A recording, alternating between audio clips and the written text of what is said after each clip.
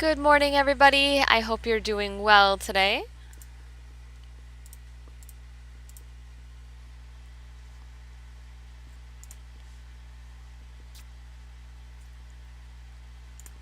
Kind of a small class again today. We're missing 3 people, but we'll continue forward here. We're nearing the end of the semester. Woohoo!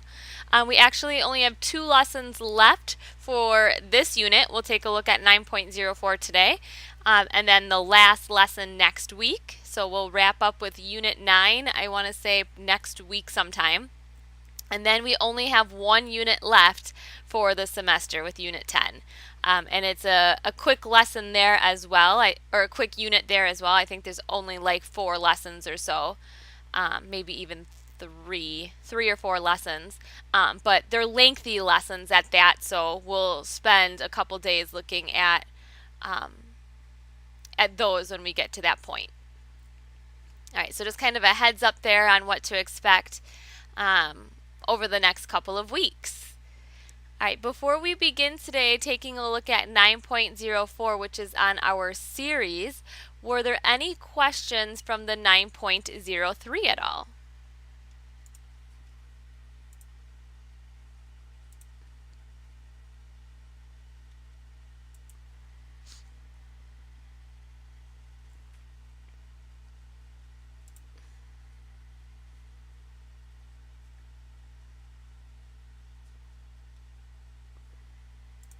Awesome. Yeah, things seem to go pretty well with that. I didn't see any major red flags or anything with our sequences. So today we're talking about series, which kind of stems off of those sequences. Series we've seen before. Again, back in our Algebra 1 days and Algebra 2 days a little bit, we've seen them there. But a series is going to be a sum of a sequence. So we'll take a look at the summation notation a little bit today, and as well as some of those formulas that we can use to find the sum of a series. All right, so the first thing I'm going to introduce you to here is that wonderful summation notation. So we have this sigma here, which is that Greek looking letter E. So that's our sigma, and anytime we see that, we know we're expected to take the sum of whatever is going to follow that. So the bottom number tells us which term to kind of start with, and generally we will substitute that value into the equation that appears after that sigma. Right, so this one's telling us we should start with 1, so k equaling 1, so I would just substitute that in to see what I get. And that top number tells us where we should end. So with our summation notation, most of these will be finite, meaning they have a starting and an ending point, but sometimes they can be infinite. And so it's not uncommon to see an infinity symbol up here sometimes.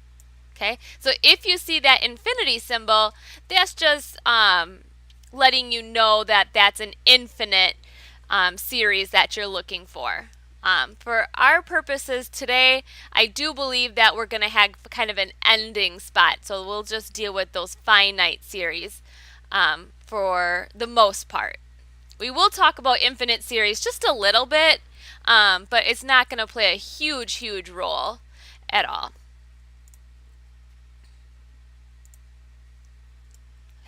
So what we definitely want to get down in our notes is some formulas to help us find the sum of arithmetic sequences. Obviously, we can list out all of the values in the sequence and then type them in to add them all up, but that gets really cumbersome. So if we have formulas, it's going to speed up the process of helping us find our sums. So the first one that I'd like you to write down is this one right here. Now, I don't really write it with an n and then divide by 2 inside the parentheses. I like to do n minus 2 on the outside, and then a sub 1 plus a sub n inside the parentheses. So when we work through examples today, if I were to need this formula, you're going to see me write it like this instead versus this version. They mean the exact same thing, I'm just used to this format a little bit more than I am this one. So when we use it today, or if we use it today, this is how I'll write it. Now this format's really good if we know the number of terms, right? So we know n, we know the first term, and we know the last term. So you can find the first term and the last term by using substitution if you have a formula or an equation after your sigma. So you can just substitute in that 1 because it tells you where to start down here for that k. Substitute in the n because it tells you where to end on the top. And you can grab those values if you're just looking at a summation notation there. If you're not given the first and last terms and how many terms there are, you'll probably want to use the second formula to help you find the sum. So the second formula, it differs just a little bit based off the information that you are given. So if you're given the first term, the number of terms, and the common difference, then we're going to want to use this second formula here. Now remember, the common difference is what you're adding or subtracting each time to get to the next number in that sequence. Okay, so I'll give you a moment to jot those down because we definitely will need those two formulas to help us find the summation of arithmetic sequences. So when you have those copied down, go ahead and give me that green check or red X so I know that we can continue forward.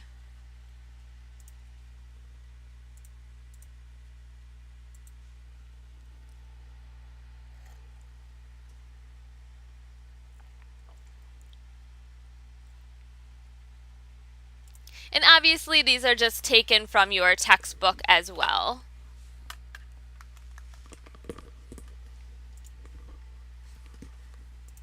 All right, that's everyone.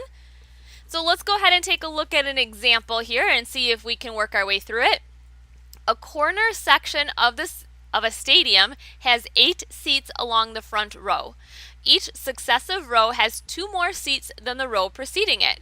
If the top row has 24 seats, how many seats are in the entire section? So how many seats are in the entire section is a summation question.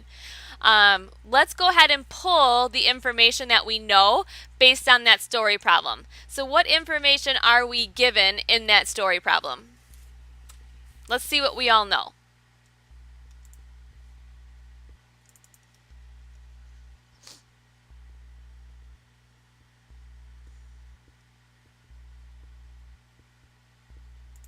First row is 8 seats, so I'm going to say A sub 1 equals 8. Yep, I would agree.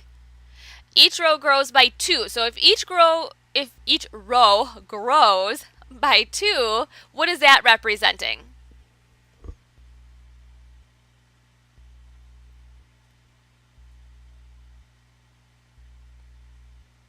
The common difference. Very good. So I'm going to say D equals 2.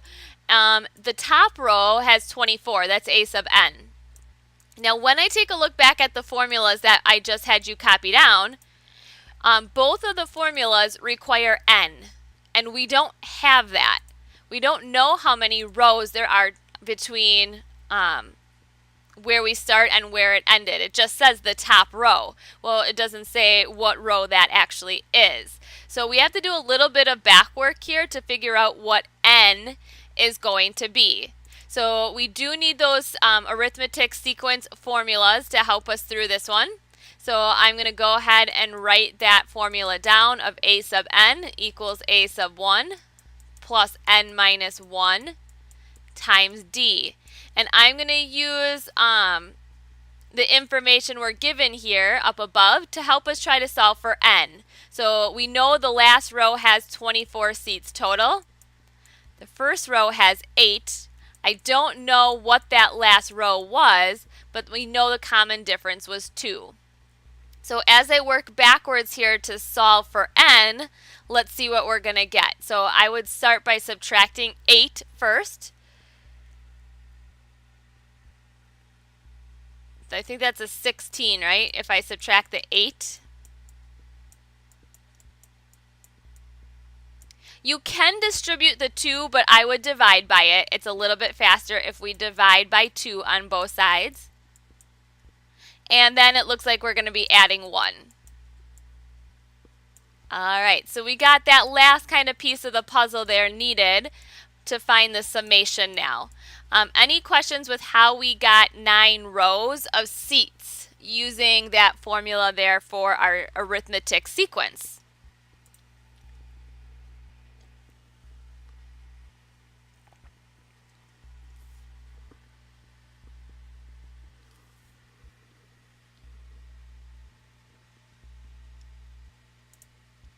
All right, now which formula do you think we're going to use based off this top row of information? Should I use this formula right here, that first one, or should I use the second formula? Or does it not matter? Would it not really matter which one we use?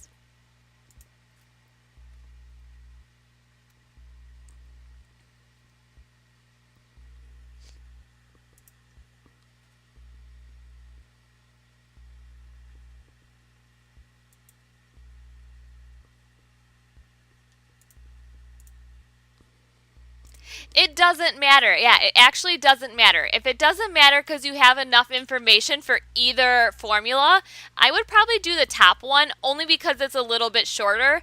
And anytime the formula is shorter, there's less chance of making a mistake, right? So I'm going to use that top formula. So technically, that should be a summation. We do use a capital S sub n to represent the summation of something. So if you see a capital S sub n, that means you're finding the summation or the series of that. All right, so n over 2, so that's a 9 over 2 times a sub 1 plus a sub n. So I believe this is going to be a 4.5, and that's going to be a 32. What is 4.5 times 32?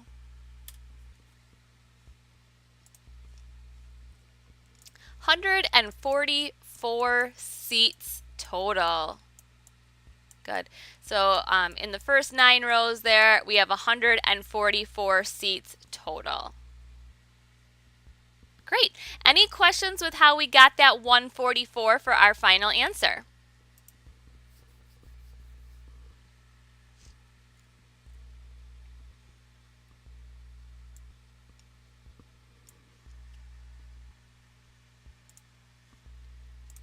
All right, the other type of sequence we had was geometric. So we do have a summation formula for our geometric sequences as well. So again, the sigma here doesn't really change. Everything still has the same representation with your geometric series versus your arithmetic ones. The only thing that changes is the formula. So the formula we're going to use here is a sub 1 times 1 minus r to the n power all over 1 minus r. And again, r is referring to the common ratio, right? So that's what you're multiplying by each time to get to the next term. So I'll give you a moment to copy that down, and then we'll take a look at the example below it that goes with a geometric series.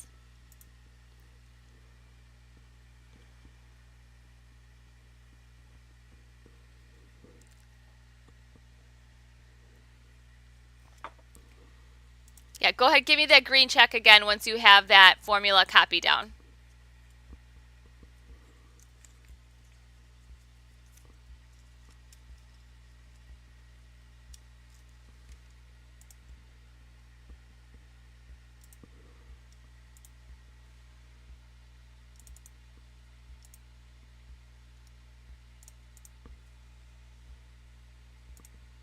Awesome. All right, let's take a look at that example then. Let's find the information we need to find the sum. So the first thing is a sub 1, right? What is a sub 1 when I take a look at my information there? So they give us a sequence. What's a sub 1 in that sequence? 4. Yep, that's the first term. The next thing we need is r. We need to know what we are multiplying by each time to get to the next term in the sequence. So what is going to be the common ratio?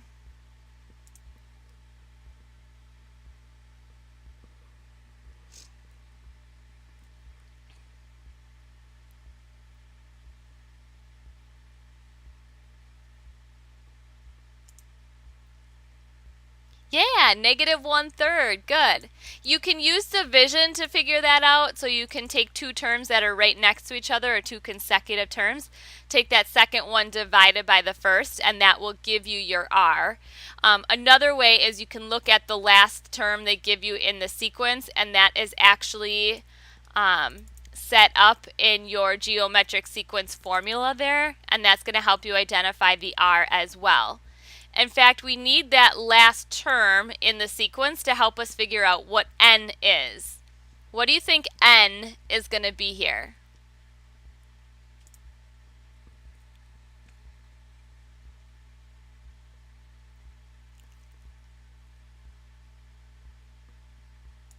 So how many terms are going to be in this sequence?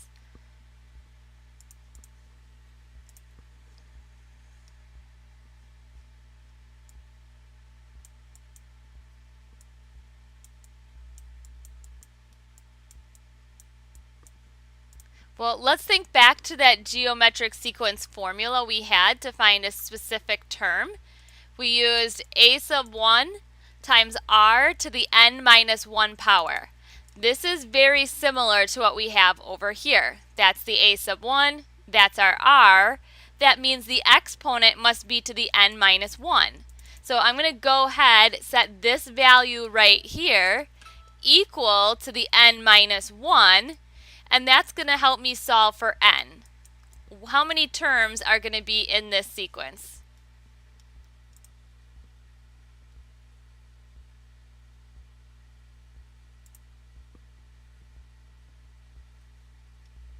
Ooh. Instead of subtract, do the opposite, add. So when you solve for it, there you go. Went the other way around. we need 11 there. Good. All right, now we have everything we need to use our summation formula. So I'll do like a greenish color here. To find the sum of this geometric sequence, we take a sub 1 times 1 minus r to the n power all over 1 minus r. All right, you need to be extremely careful with your order of operations here. So first of all, I know that this is going to be a plus sign in the denominator because of a double negative, and that'll be a 4/3 once I add those together. In the numerator, you must take care of the exponent first before you can worry about the subtraction and then the multiplication. So we have to take this kind of one step at a time. So let's begin. What is negative 1/3 to the 11th power? Let's make sure we can get through this clearly together here. So negative 1/3 to the 11th power.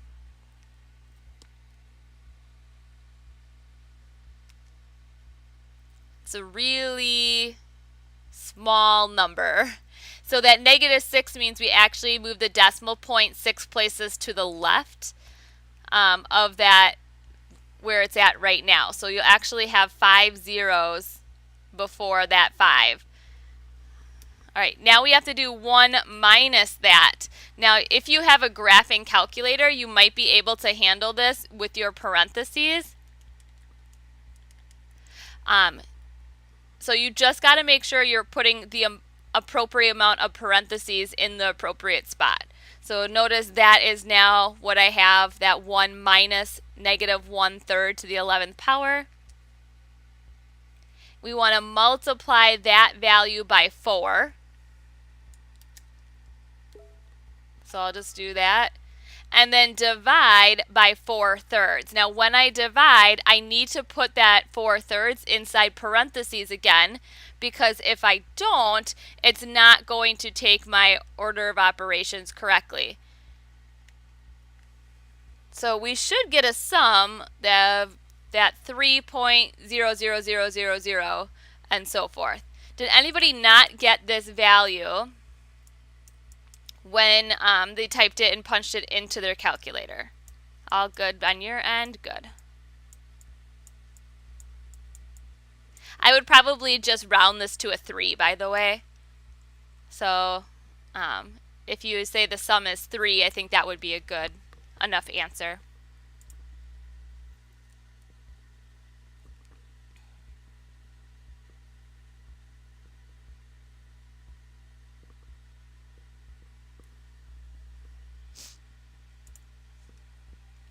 So I think one of the tougher pieces with those geometric series is just making sure you're doing your order of operations correctly in the calculator. So you're putting the appropriate parentheses in so that your calculator knows exactly what it's doing. All right, I talked a little bit about this at the start here. We'll take a peek at infinite series and how we can find the sums of those. Remember in Tuesday's class we talked about sequences that converged and diverged. What did it mean when a sequence converged? Can anybody remember what and tell me what that meant? So if we had a sequence that converged, what did that mean?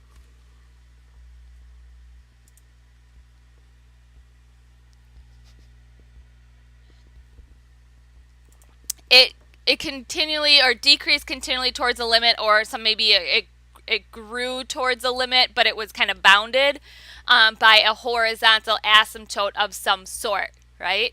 So that's exactly what converged means. Diverge means it grew exponentially. There was no end to that. We can only find the summation of infinite series if the sequences converge. So if you have a sequence that converges, you can find the sum of that sequence, even if it's infinite. If the sequence diverges, you cannot find the sum of it. All right, so there would be no sum for, it does not exist, it says, for that divergent sequence. So again, just like we had the limits on the ones that converged, in the previous lesson, we can only find the summation for those series that converge. We cannot do it for ones that diverge.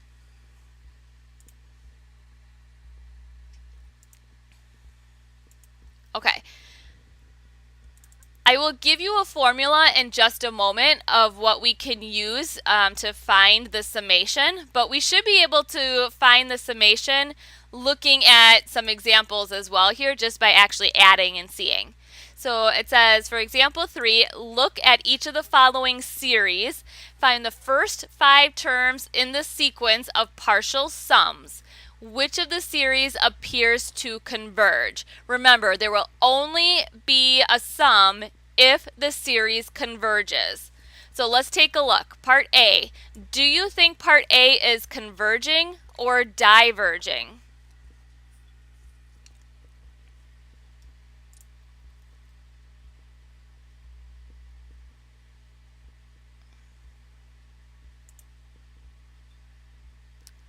We're split 50-50. One converge, one diverge. So take a look at the individual values. 0.1, 0.01, 0.001, 0.0001. Is it getting closer to a certain value, or is it growing kind of exponentially? I would say that this one is converging. Yes, we got a tiebreaker there from Rebecca, and she's correct. This one is converging. Let's see what it's converging to. So it's getting closer and closer to 0, it almost looks like. That doesn't mean that 0 is the sum, right? So that's the limit, but it doesn't mean that that's the sum of the series. So in part A, let's see what we get for those partial sums. So the first thing would be I add those two together. The first 2 terms together gives me the first partial sum. So what is 0.1 plus 0.01? So the first partial sum is just adding the first 2 terms together. 0.11.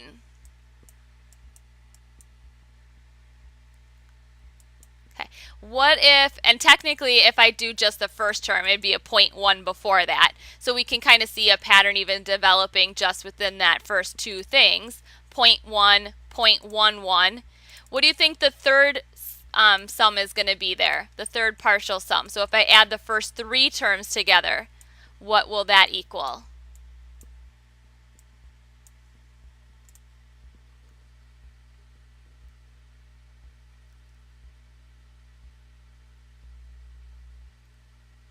0.11. 0.111. There you go. What about the first 4 terms? You're going to start noticing a pattern here. What if I add the first 4 terms together? Yeah, and then one more time, what if I add the first 5 terms together?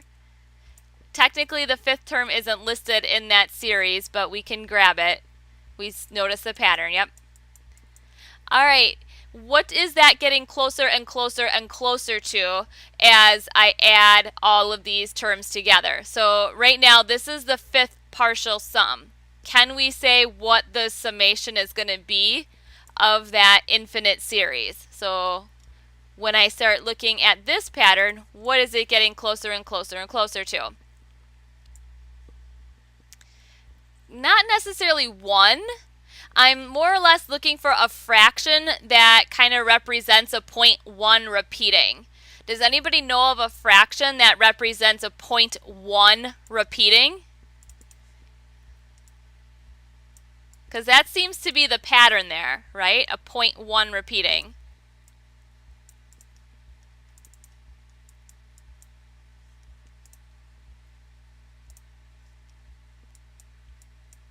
That is going to be the same as 1/9. So I would say that the summation of that series is 1/9. You can also express it as a decimal as 0.1 repeating if you would like. Okay, that's a little bit weird, but any questions with how we knew it converged and how we found the sum of that infinite series then to get 0.1 repeating or 1/9? These mean the exact same thing.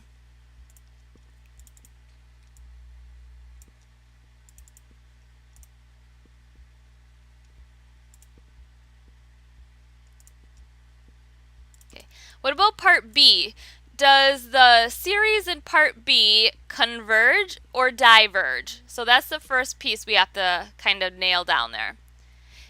So Rachel says that diverges. And Rebecca's going to agree. Yep. It looks like it's increasing without bound there. You can see the pattern 10, 20, 30, 40, 50, 60, 70, 80. But we definitely know that that diverges. It keeps going on forever. So if it diverges, you cannot find the partial sum to it. What about part C? Do you think that converges or diverges when you take a look at those individual patterns there?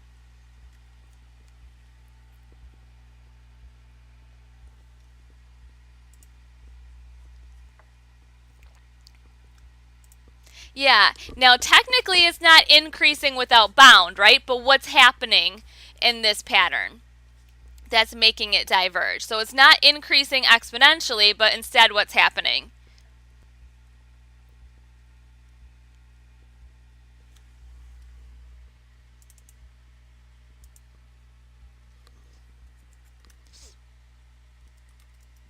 It's oscillating. Yep. It's oscillating. So oscillating means it goes back and forth, back and forth, back and forth. Positive, negative, positive, negative, positive, negative. So if you have that oscillating pattern, that diverges. We saw that in Tuesday's class as well. Good. So divergent means increasing without bound, or you have that oscillating pattern back and forth, back and forth. Okay, so if it diverges, you cannot find the partial sum there. Or not the partial sum. You can't find, the sum of it all. Questions with example 3.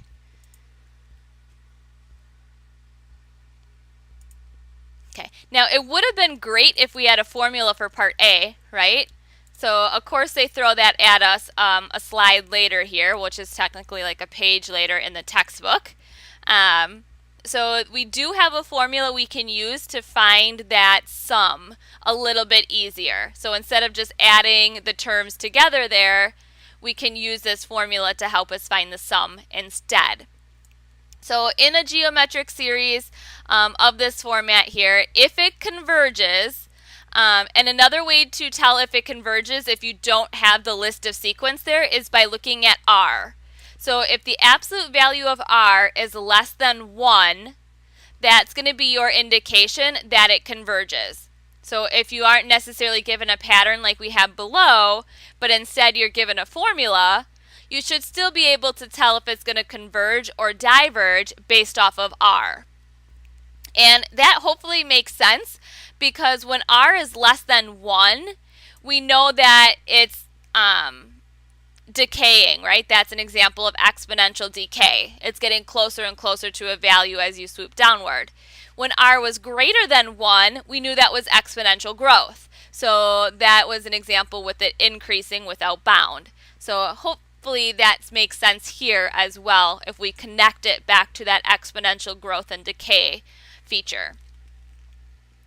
All right, so if the absolute value of R is less than 1, it's going to converge, which means you can find the sum. To find the sum, we use the formula A, and that's an A sub 1 technically. So I'm going to put a little A sub 1 there, over 1 minus R. So when they say A, they mean the first term, A sub 1. All right, here is that exact same example that we had on the previous slide. So that part A, we had the 0.1 plus 0.01 plus 0.001 and so forth. All right, let's see if we can figure out what R is in this sequence. So if I were to take the plus signs out and put commas there instead, that would turn it into a sequence. Can you tell me what R is going to be?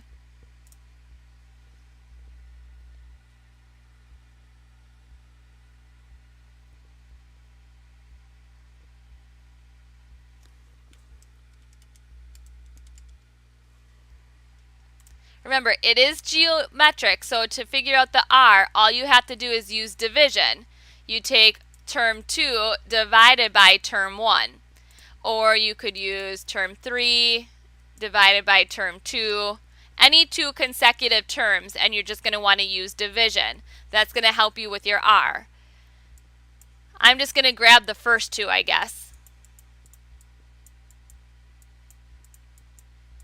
If I divide that, what is R going to be?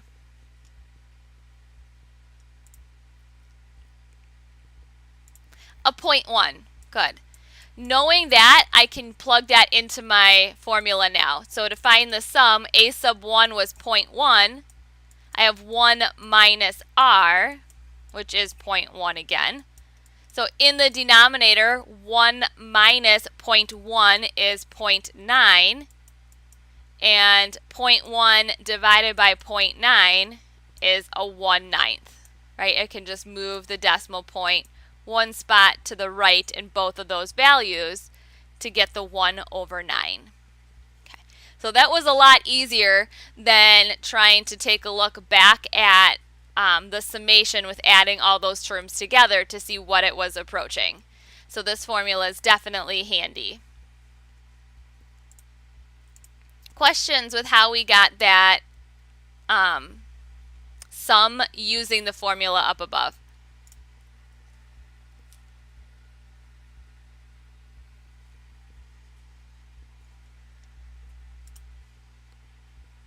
All right, let's partition this off into 4 different sections here for A, B, C, D.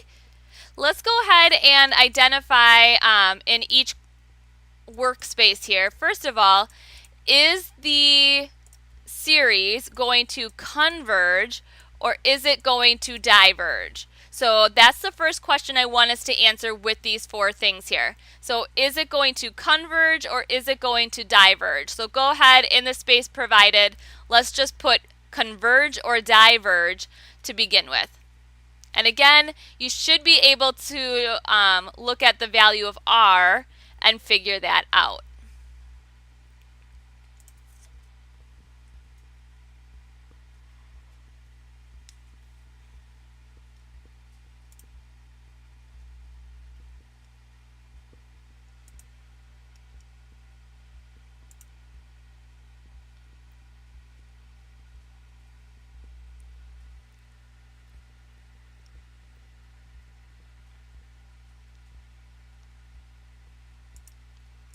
I like D so far. Yep, we got 2 converges for D, 3 converges for D.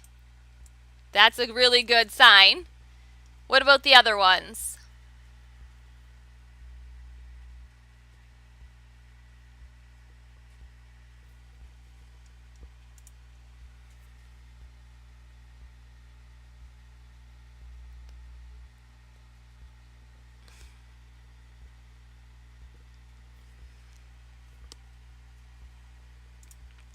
Um, some of them, well, the other ones are giving you formulas, right? And that should remind you of those geometric series. So that formula, remember, is a sub 1 times r to the n minus 1 power. So if we're looking for r and which value is going to represent r, it's that one that's inside the parentheses. So hopefully that will help you determine then whether it's going to converge or diverge when you find that r value. Yeah, so all of a sudden I saw the diverge in A, and when we pointed that out, that switched to converge it. That's because 0.75 is less than 1. Good. Part C, pi over 2, that's larger than 1, so that will diverge. And then part B, remember we are taking the absolute value of r, so that's technically your 4/5, which is less than 1, and that will converge. Good. All right, so we have to find the sum then for A, B, and D. There will be no sum for part C because that diverges. So we know automatically we don't need to do any additional work for part C. All right, let's find the sum using the formula a sub 1 over 1 minus r. All right, let's be careful here because we do need to take a look at what we're starting with here. So k is 1, that's good because I can go ahead and substitute 1 into this formula to see what I get for my first term. So if we do that, 1 minus 1 is 0. Anything to the 0 power is 1. So 3 times 1 is a 3. So, and that's kind of what we expected because that fits this formula almost identically, right? And we know that a sub 1 is going to be that 3. We also know that r is our 0.75. So when I'm going to do the subtraction first in that denominator there, but when I do the division here, what are we going to get for the sum?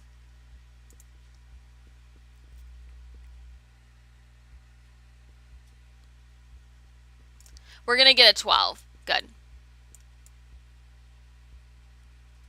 Okay. Part B. Be careful. What is the first term of this series or sequence in part B? Notice where it's telling you to begin. N equals 0. So when you substitute 0 in for n, what does that simplify to?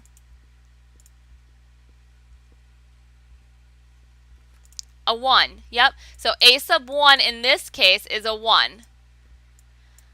Our value for r is a negative 4/5, right? Because that was inside the parentheses. So I have a positive down there because of a double negative. 1 plus 4/5 is the same as 9/5. And I have 1 divided by 9/5. That's the same as 5/9. I see Rebecca typing there. Or 0.5 repeating. Good. So 5/9 is the same as 0.5 repeating. All right, part D is the other one that converged. So let's see if we can find that sum. So a sub 1 is just 1. What is r in this last one? So what are we multiplying by each time to get to the next term in that series? A 1/2. 1 minus 1/2 is 1/2. When I divide, 1 divided by 1/2 is going to equal what? A 2. Yep. All right, wonderful. Any questions with that one at all? Or any of those, for that matter?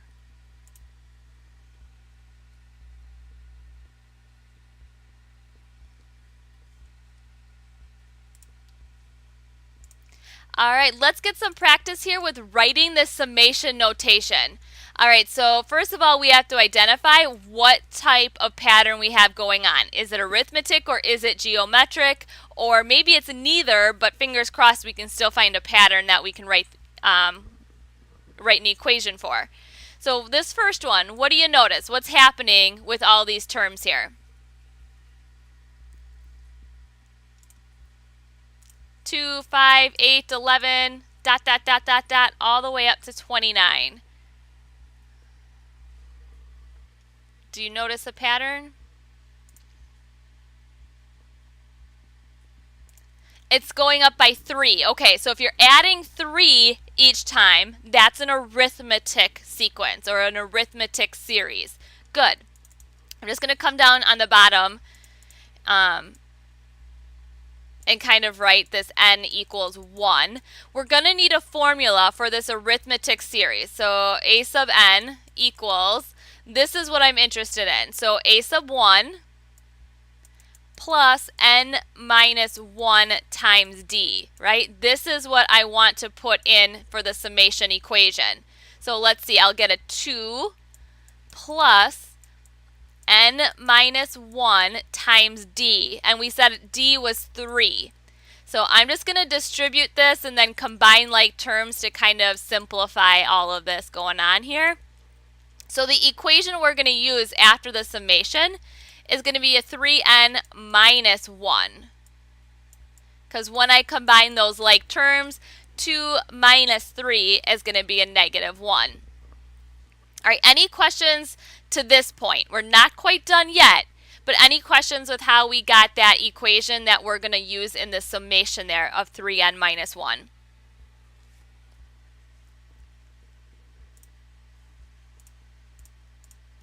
Okay. The only thing left to fill in is where we stop. Notice that it doesn't go on forever. We do have a 29 that finishes it off. So we need to know what value that's going to represent, what term technically that's going to represent in the series. So we need a stopping point. We started at the first term. We need to know where to stop. So to figure that out, we're going to use substitution again. So 29 equals, and technically I would have all the same stuff up above. So I can really just set that equal to that 3n minus 1 and then work backwards to solve. How would I work backwards to solve for n here? Add 1, divide by 3.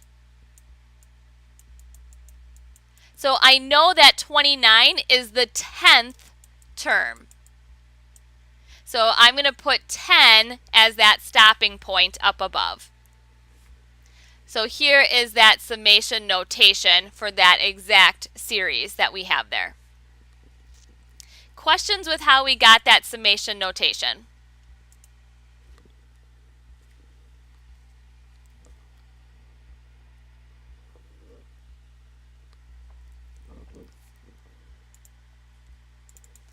All right, question 3 here. We don't really notice a solid value, like a solid pattern for arithmetic or geometric, but they do end it here at n plus 1 squared. So that's good for us with our equation.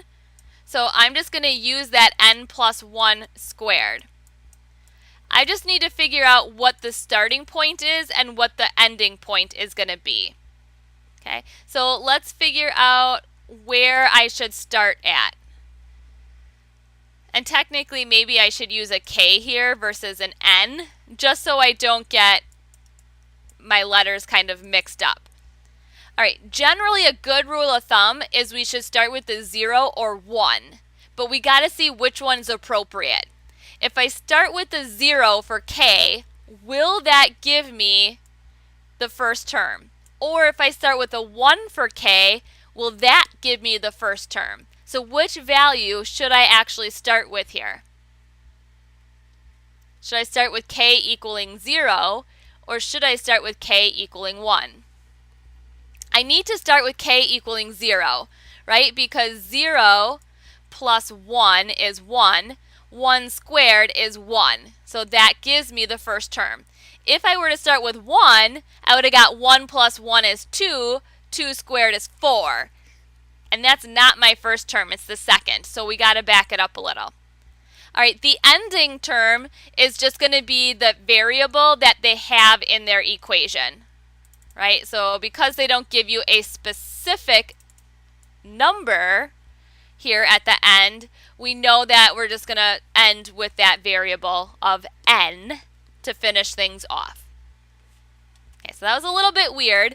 The hardest part with that one is knowing what value k should begin with in that summation.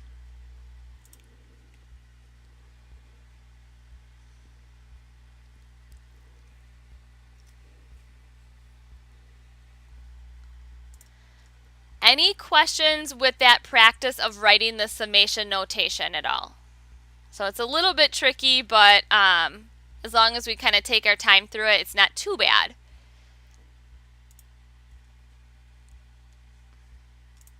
Okay, taking a look at the time, we're kind of out of time for today's class, which is okay. We got through everything we needed to.